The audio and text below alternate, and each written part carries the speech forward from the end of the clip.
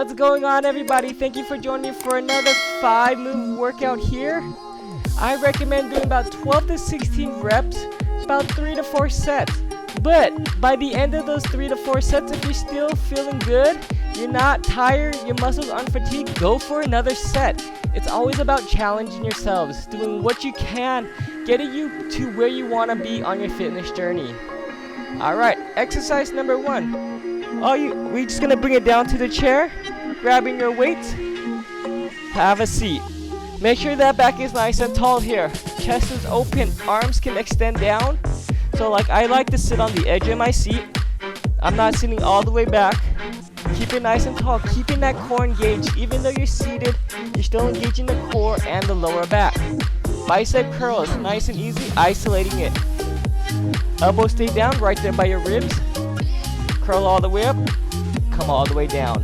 All the way up, all the way down. Full range of motion on these. Try not to swing that waist. Try to always stay in control of your weights no matter what. Be consistent with your speed as you're coming up and as you're coming down. You're not just dropping those weights down because gravity's pulling it. You slowly bring it down. Front view. Right here on the edge. Arms come all the way down. Chest stays open still. Right here. Palms stays towards your shoulders as you come up. Exhaling the breath as you come up. Inhale as you come down. Alright, next move, second move here. We're going to do that shoulder press. Same thing, back is nice and tall, weights in hand. Elbows come up, elbows try and get about shoulder height. Goalpost arms looking like this, 90-degree elbows. And we're just going to press to the ceiling. Exhaling that breath as you press up. Inhale as you come down, stopping at 90-degree elbows. So I'm not bringing my elbows down all the way. I'm not going all the way down, all the way up.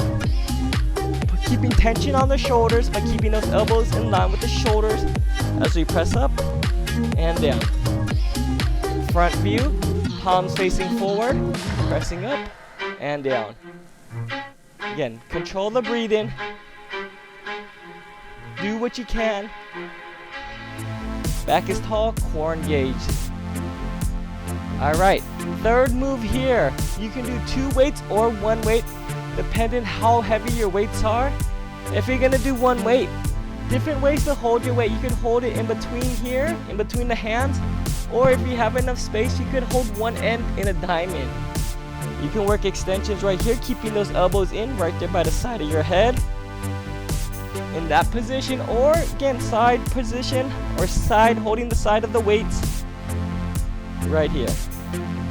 If you have 2 weights and then the angled weights with the hard edges, line up the edges, make sure it's nice and controlled, and up and lift. Exhaling, inhaling. Like I was saying, try to keep those elbows in as close to the head as you can as you come up. If you tend to widen those elbows, that probably means your weight is too heavy for you. So try it with a lighter weight where you can control the elbows, keeping them in, up, and back. Keeping that back tall, keeping that core engaged. Alright, fourth move here, working some lower half here, working the legs. We're going to go into a Bulgarian split squat. So what you want to do is, if you have weights, you can have weights. If it's too challenging for you, if it's your first time doing the move, maybe try without weights. So I'll show you without weights first. Put the weights to the side. You're going to just put one leg up. Top of the foot is flat against your chair. You're going to slowly step that foot forward. Make sure you got enough distance between it so that when you bend that knee does not go past your toes. Okay, that knee stays right above that ankle. Coming down and up. Exhaling that breath as you come on up. As you can tell, I put my hands on my hips just to help me stay balanced a little bit, keeping my back tall, keeping my chest up. Right there. Remember, if you're doing one side, you do the same amount on the other leg.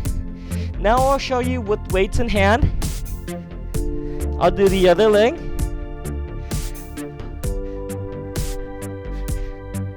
And also, just another tip, if you're doing one leg with weights, do the other side with weights. If you're doing one leg without weights, do the other side without weights, okay? We don't want one side stronger than the other. We don't want the body unbalanced. But for this demonstration purpose, I'll be doing weights on the other leg. Again, make sure you have enough room or distance between your feet and that chair, coming up and down. Again, if you need to adjust, find that balance, go ahead and do so. It may take a couple tries for you to figure out that sweet spot where you're in control. It's challenging and it's also comfortable. Keeping that back tall, staying balanced, front foot flat against the ground. Alright, our fifth and final move. You're gonna just need one weight here. We're gonna bring it to the back of the chair. Make sure you have enough weight on the chair so it won't slide. Or you can put an object in front of it to keep that resistance on the chair as well. This one we're doing bent over rows. It's gonna work the back. So you're just gonna make sure you have enough room. Hold on with the opposite hand. The hand that has the weight, that leg comes back. Just leaning it down, working some rows here. Pulling that elbow back, keeping that elbow close to the ribs. Exhaling as you come on up. Nice and controlled. As you can see, I'm bringing that elbow up as far back as I can. I'm not rotating my chest forward as I come up. I'm not doing this. We want to stabilize. We want to isolate the upper back here. Chest stays towards the ground, slightly bent over, and you focus on that row. Just like the single leg movement, you always want to do the exact same amount on the other arm. So to do it on the other arm, same thing. Other hand has it, other hand on the chair, same side weight, that leg steps back just to give you a little more clearance. And you just work on those rows. Exhaling as you come up, inhale as you come down. Try and keep that back nice and neutral, hinged over, chest slightly towards the ground. And there you have it, 5 moves that you can do with the chair and some weights. If you haven't yet, check out my other video. I do a video of 5 moves with just the chair. It's nice and easy, it's nice and low impact.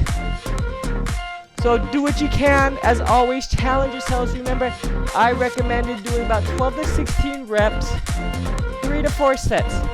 But you could always adjust those numbers according to your body, your fitness level, how you're feeling that day, or whatever it is. Okay. It's always about challenging yourselves. If you haven't yet, go ahead and subscribe to my channel. It shows me so much love on YouTube. Go ahead and give me a thumbs up and let me know in the comments below how this workout was for you. And until next time, stay fit, stay flexed, and I'll see you in the next workout.